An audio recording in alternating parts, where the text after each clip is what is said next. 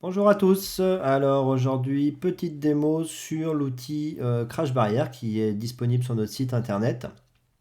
Donc je vais sélectionner l'outil et on va regarder un peu comment ça fonctionne.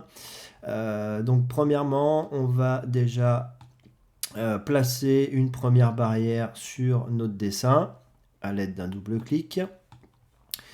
Une fois notre crash posé sur le dessin, on peut voir dans le gestionnaire de ressources que l'outil a importé un certain nombre de symboles, ainsi qu'un tableau de décompte et quelques textures et un record.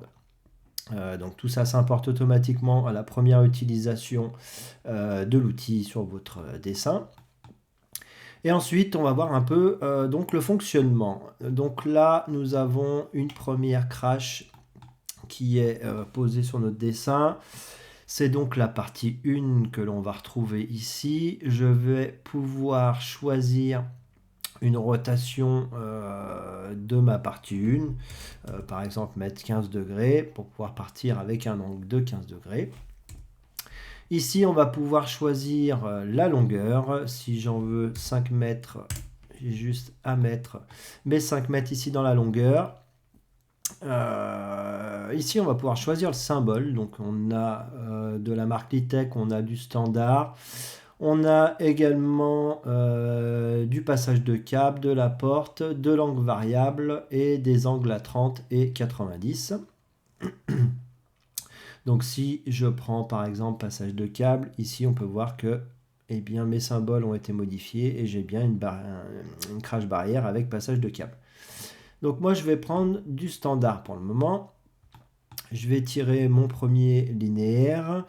Et maintenant, je souhaite ajouter pour la prochaine barrière un passage de câble. On a une petite option ici qui nous permet d'ajouter un symbole à la fin de notre première partie. Donc on va mettre oui. Ici, on voit qu'il nous ajoute bien un dernier symbole. Et là, dans le symbole de fin, je vais pouvoir choisir ici mon passage de câble tout naturellement. Et ici, c'est une rotation de fin, mais c'est surtout pour l'angle variable qu'on va se servir de cette option. On verra ça juste après. Donc là, j'ai dessiné ma partie 1. Je vais passer à la partie 2. On va repartir avec nos 5 mètres de standard. Voilà qui est fait. On a nos 5 mètres. Ensuite, je vais ajouter un symbole à la fin avec peut-être, on va regarder l'angle variable. Voilà, donc là j'ai posé un angle variable. Maintenant je vais pouvoir lui mettre l'angle que je souhaite. Ici par exemple 15 degrés, 30 degrés. Ça marche également avec les angles négatifs. Voilà, donc on va lui mettre moins 30 degrés. 30 degrés, pardon. Voilà. Et maintenant on va pouvoir partir directement sur notre partie 3 ici. Donc on va prendre toujours du standard avec une longueur peut-être de 5 mètres également. Voilà, ici on peut voir effectivement que nos crashs suivent notre angle variable ici. Si on veut repartir droit, on peut remettre directement moins 30 degrés. Et ici, si je passe en vue plan, on voit notre angle variable et on repart bien avec notre angle de moins 30 degrés pour compenser ça. Voilà, ensuite je vais lui ajouter un symbole de fin, par exemple une porte. Pardon, je me suis trompé, standard, et le symbole de fin, il est là. Ici, on a ajouté donc une porte.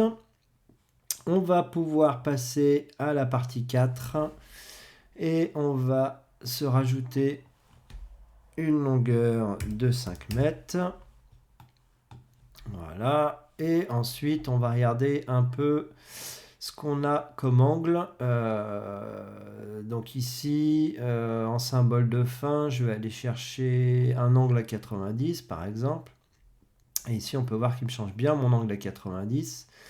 Et si je continue avec ma partie suivante, on peut voir que la partie suivante a bien pris en compte le changement d'angle. Voilà, si je passe ici en plan 2D, on voit bien nos crash barrières avec les bons angles. Donc voilà, après vous pouvez continuer selon les différentes parties dont vous avez besoin, bien évidemment. Et on va regarder maintenant la partie qui est ici option. Alors je vais passer en plan 2D car c'est en 2D que ça se passe. Ici on a une option qui nous permet d'afficher les parties. Comme ça je peux savoir sur quelle partie je dois travailler pour modifier mon dessin directement. Et on a une dernière option ici qui est l'étiquette, qui est entièrement déplaçable et qui nous fait un petit rappel des crashs qu'on a utilisés, du nombre de chariots qui sera requis, le poids total approximatif de nos crashs et tout ce qui est l'accastillage en dessous. Voilà, la dernière chose également, c'est qu'on a ici un reset rotation qui nous permet de remettre à zéro toutes les rotations de toutes les parties. Notamment ici, il va nous remettre à zéro nos angles variables et nos rotations de fin. Et bien voilà, c'est à peu près tout. Alors après, vous pourrez voir avec les différents angles pour dessiner comme vous le souhaitez. Mais ici, on a déjà une bonne base pour dessiner du crash barrière. Autre chose à voir également, on a ici le tableau des crashs qui va nous permettre de nous refaire un petit worksheet avec l'inventaire de crash utilisé tout simplement. Le nombre de modèles, la quantité, le poids estimé et l'accastillage également. Et ben voilà, c'est à peu près tout pour cette démo. N'hésitez pas à aller voir sur le site internet ou à nous contacter si vous avez des questions. Allez, merci, à plus.